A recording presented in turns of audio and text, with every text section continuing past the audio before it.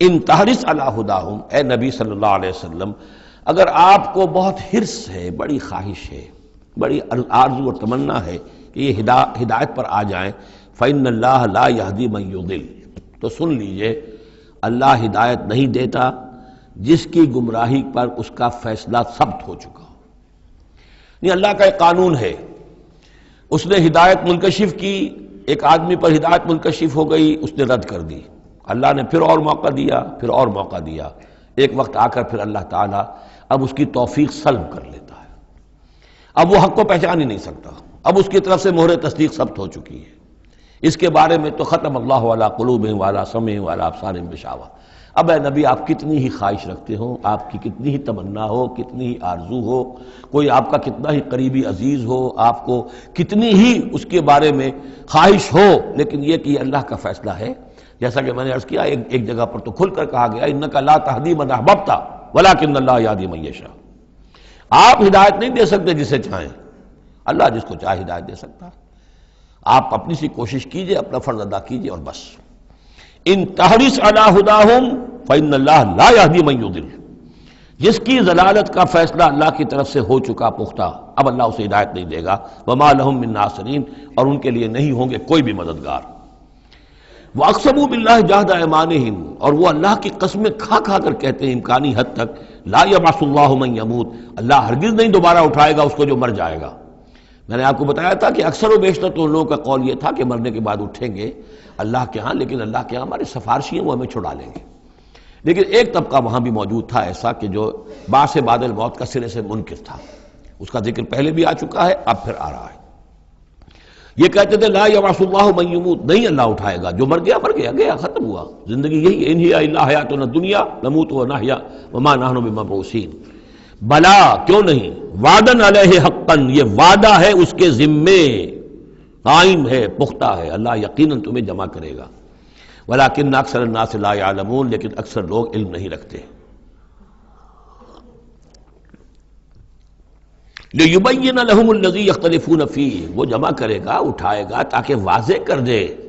وہ تمام چیزیں جن میں وہ اختلاف کرتے رہے تھے،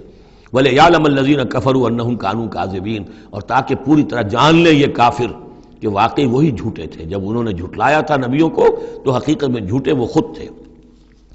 انما قولنا لشیء اذا اردناه ان نقول له کن فیکون، ہمارے لیے تو کسی بھی شے کے بارے میں جب ہم ارادہ کرتے ہیں تو بس ہمارا قول ہوتا ہے، یہ کہہ دینا کافی ہوتا ہے کہ ہو جا، اور وہ ہو جاتی ہے۔ یہ وہ عالم امر کی بات ہے، عالم خلق کی نہیں۔ عالم خلق میں بھی اللہ کا اختیار ہے، لیکن جو عام قاعدہ ہے، قانون ہے، عالم خلق کے اندر ٹائم ایلیمنٹ ہے۔ اصل میں اس مسئلے میں اگر تھوڑا سا میں وضاحت کر ہی دوں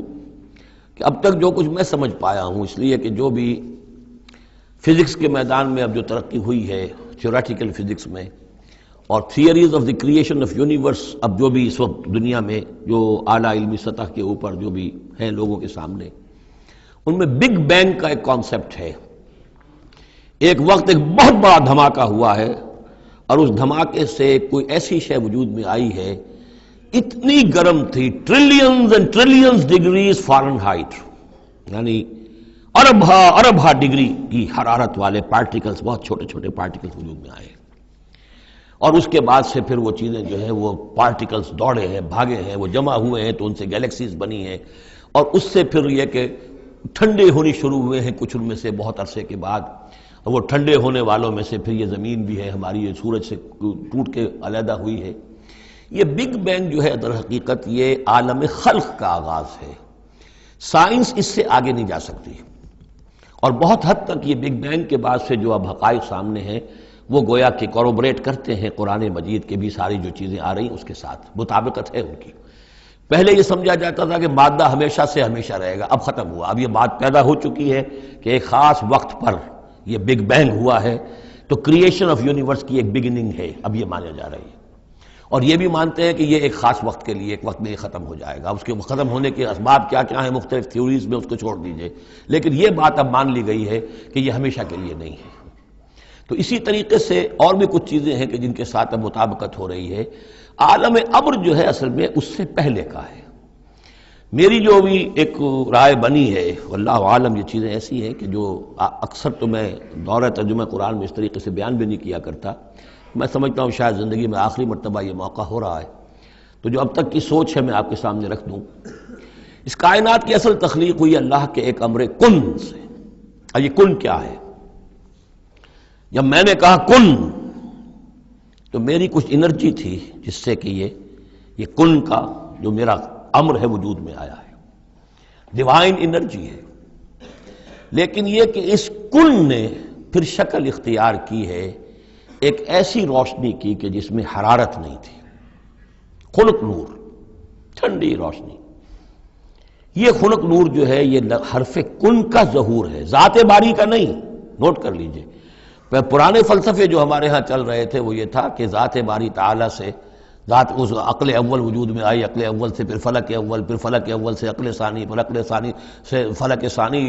یہ عقول عشرہ اور 9 افلاک، یہ ایسی چیزیں ہیں کہ جن کی کوئی سرے سے تصدیق سائنس کے کسی اکتشافات کے ذریعے سے، کسی بھی ڈسکوریز کے ذریعے سے نہیں ہوئی۔ یہ ہمارے پرانے فلسفے جو ہیں وہ سارے مشائین کے فلسفے ہیں، ارسطو کے جتنے بھی ماننے والے ہیں، ہمارے بھی اکثر متکلمین جتنے بھی ہیں وہ سب کے سب ان فلسفوں کے ماننے والے ہیں، ان کا دور ختم ہو چکا۔ اصل میں کیا ہے کہ اصل میں اللہ کی ذات سے نہیں یہ کائنات، اللہ کے حکم سے۔ لیکن اللہ کا حکم کہاں سے صادر ہوا؟ صادر تو ذات سے ہی ہوا ہے۔ میں جب کہوں گا کن تو وہ کہاں سے آئے گا؟ کن وہ میری ذات ہی سے آئے گا، اگرچہ میری ذات میں کوئی کمی نہیں ہوئی اس سے، لیکن یہ کن نے وہ شکل اختیار کی ہے کہ جو خنک نور، ٹھنڈی روشنی۔ یہ جو ہے یوں سمجھیے کہ ابھی میٹیریل نور سے پہلے کی بات ہے۔ یہ جو نور جس کو ہم روشنی کہتے ہیں یہ میٹیریل لائٹ ہے۔ یہ لائٹ جو ہے جس کا میں ذکر کر رہا ہوں، نور، خنک نور، جس میں کوئی حرارت ہی نہیں ہے۔ میٹیریل نور جو ہے اس میں لائٹ کے ساتھ اس کے اندر جو ہے وہ حرارت بھی موجود ہے۔ اس مرحلے پر ملائکہ پیدا کیے گئے اسی نور سے، اور اس کی حدیث موجود ہے حضرت عائشہ صدیقہ رضی اللہ تعالیٰ عنہ سے مسلم شریف میں کہ اللہ تعالیٰ نے ملائکہ کو نور سے پیدا کیا۔ اسی نور سے انسانی ارواح پیدا کی گئی، اور سب سے پہلی روح جو پیدا کی گئی وہ محمد عربی صلی اللہ علیہ وسلم کی۔ اول ما خلق اللہ نوری، نور روحی، نور بھی چونکہ روحانی ہے تو روحی اور نوری یہ گویا کہ مترادف الفاظ ہیں۔ یہ پہلا سٹیج ہے ملائکہ کی تخلیق اور انسانی ارواح کی تخلیق۔ اس کے بعد اسی خنک نور میں کسی جگہ پر پھر ایکسپلوژن ہوا ہے، یہ ہے بگ بینگ۔ اس ایکسپلوژن کے ذریعے سے آگ، اور وہ ٹریلینز آف ڈگریز فارنہائٹ یا سینٹی گریڈ والی جو ہے وہ گولا جس کے اندر وہ چھوٹے چھوٹے پارٹیکلز تھے، لیکن اس کی ہیٹ اتنی تھی، یہاں سے فزیکل ورلڈ شروع ہوئی ہے۔ یہ جو دور ہے اس دور میں جنات پیدا کیے گئے اس آگ سے، اس آگ کی لو سے، اس آگ کی لپٹ سے۔ پھر وہ کرہ ٹھنڈا ہونا شروع ہوا جیسے ہمارا زمین کا یہ کرہ ہے۔ اس کے بعد کی باتیں اکثر و بیشتر لوگوں کے علم میں ہیں۔ اسی زمین کے اندر سے ہی پھر وہ بخارات نکلے، کہیں باہر سے نہیں آئے۔ یہ ایٹماسفیئر جو بھی ہے ہماری زمین کے گرد، یہ زمین کے اندر سے جب کوئی ٹھنڈی ہوتی ہے آگ تو اس میں سے بخارات جو نکل رہے ہیں وہ اس کے ارد گرد اس کا حالہ بن گیا ہے، اسی سے پانی بنا ہے۔ پانی پھر جو ہے یہاں برستا رہا ہے، اور زمین ٹھنڈی ہو کر سکڑی ہے تو کہیں نشیب اور کہیں اونچائی، کہیں پہاڑ اور کہیں جو ہے وہ نچان تھی، تو بارش ہوئی ہے اور ہزارہا سال تک بارش ہوتی رہی ہے، اور وہ پانی جو ہے کان عرشہ علی الماء، اس وقت تک ابھی زمین میں کوئی اور کریشن نہیں تھی، پانی ہی پانی تھا، یا یہ زمین ہے اندر اور یا پانی ہے۔ اس کے بعد جو ہے وہاں سے پھر حیات کا آغاز ہوا، اور وہ حیات جو ہے ترقی کرتے ہوئے پھر بہت عرصے کے بعد پھر انسان کی تخلیق ہوئی۔ اس انسان کی تخلیق کو پھر آدم کی روح کو لا کر اس میں جمع کیا گیا۔ یہ کورونیشن جو ہوئی ہے، یہ تاج پوشی جو ہوئی ہے، وہاں سے قرآن تذکرہ شروع کرتا ہے آدم کی تخلیق کا۔ یہ ہے وہ نظریہ کہ جو میرے ذہن میں اب تک بنا ہے، واللہ عالم۔ تو یہ جو پہلا دور، اچھا یہ بھی سمجھ لیجئے یہ عالم خلق، عالم امر علیحدہ علیحدہ اس معنی میں نہیں ہے کہ بس یہاں تک عالم خلق ہے پھر عالم امر ہے۔ عالم امر بھی اس عالم خلق کے اندر گھسا ہوا ہے، ملا ہوا ہے۔ جیسے عالم امر سے میری روح متعلق ہے، میرے جسم میں ہے۔ یسألونک عن الروح قل الروح من امر ربی، وہ عالم امر کی شے ہے، روح کو کوئی وقت نہیں لگتا۔ بات صحیح ہے، یہ کسی بھی اللہ کے کسی نیک ولی جو بھی بندہ ہو، اگر اللہ نے اس کی ارواح کو، جیسا کہ امام الہند شاہ ولی اللہ دہلوی رحمۃ اللہ علیہ کا یہ قول ہے، اس میں جو انہوں نے حجت اللہ البالغہ میں لکھا ہے کہ اللہ تعالیٰ اپنے کچھ نیک بندوں کی ارواح کو بھی ملائکہ کے زمرے میں، ملائکہ کے طبقہ اسفل میں شامل کر دیتے ہیں۔ کہ جو بھی کارندے ہیں، فرشتے ہیں، وہ جو کام کر رہے ہیں، اللہ کے احکام کی تنفیذ کر رہے ہیں، ان میں سے وہ ارواح بھی شامل ہو جاتی ہیں، وہ بھی گویا کہ اللہ کی سول سروس میں ریکروٹ ہو جاتی ہیں۔ تو کسی کی روح چاہے فرشتہ ہو اور چاہے وہ کسی اللہ کے کسی بندے کی روح ہو، اس کو یہاں سے لے کر اور یورپ تک جانے میں کوئی لمحہ نہیں لگے گا، اس لیے کہ وہ عالم امر کی شے ہے، ٹائم نہیں ہے اس کے لیے۔ مکے سے یہاں آنے میں یا یہاں سے مکے جانے میں اسی کو وقت نہیں لگے گا۔ زمین سے عرش معلیٰ تک اور عرش معلیٰ سے زمین تک آنے میں کوئی وقت نہیں لگے گا۔ جبرائیل آتے ہیں اور جاتے ہیں، اس طرح ملائکہ اور ارواح جا سکتے ہیں۔ یہ جو تین چیزیں ہیں، روح انسانی، فرشتہ اور وحی، جن کا تعلق ہے عالم امر سے، ان کے لیے ٹائم ایلیمنٹ ہے ہی نہیں۔ لیکن ملائکہ آج بھی موجود ہیں، میرے ساتھ 2 فرشتے موجود ہیں، اور اس وقت جو ہے سمجھ لیجئے وہ حدیث میں آپ کو سنا دوں، مجتمع قوم فی بیت من بیوت اللہ،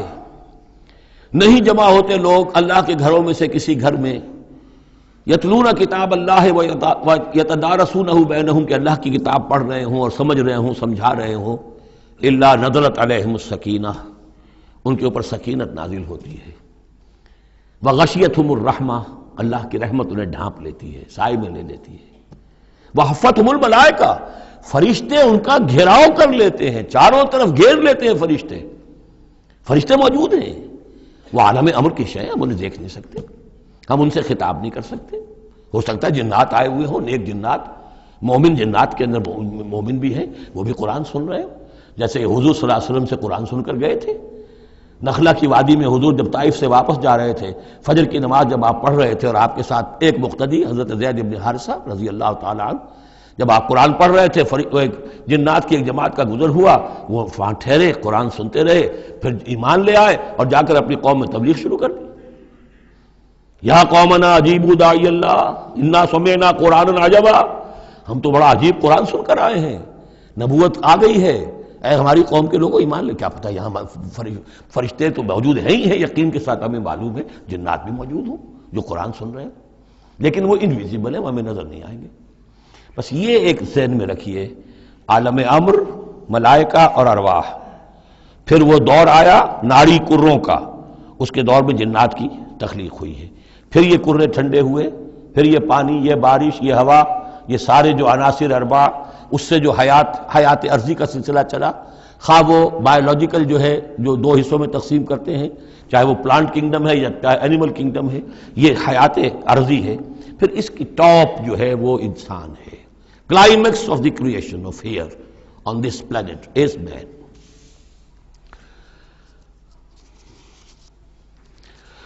انما قولنا لشيء اذا اردناه ان نقول له كن فيكون والذين هاجروا في الله من بعد ما ظلموا۔ اب ذہن میں رکھیے یہ صورتیں، جیسا کہ میں نے عرض کیا تھا، حضور کا جو قیام مکے کا دور ہے، وحی کے آغاز کے بعد سے اس کا جو آخری زمانہ ہے، آخری 4 سال کی یہ صورتیں ہیں، اور یہ جو صورتیں ابتدائی یہ گویا کہ بالکل آخری زمانے کی ہیں، اور اس وقت یہ ہو چکا تھا کہ اب حضور صلی اللہ علیہ وسلم کی طرف سے ہجرت کا گویا کہ مسلمانوں کو اجازت ہو گئی تھی، اگرچہ آپ کے لیے تو ذکر آئے گا اگلی صورت میں اس کا ہجرت کا، لیکن یہاں پر ہجرت کا عام تذکرہ ہو رہا ہے۔ والذین ہاجروا فی اللہ، اور جن لوگوں نے اللہ کے لیے ہجرت کی، من بعد ما ظلموا، اس کے بعد کہ ان پر ظلم و ستم کیا گیا، لنبوئنہم فی الدنیا حسنہ، ہم انہیں دنیا میں بھی اچھی جگہ دیں گے،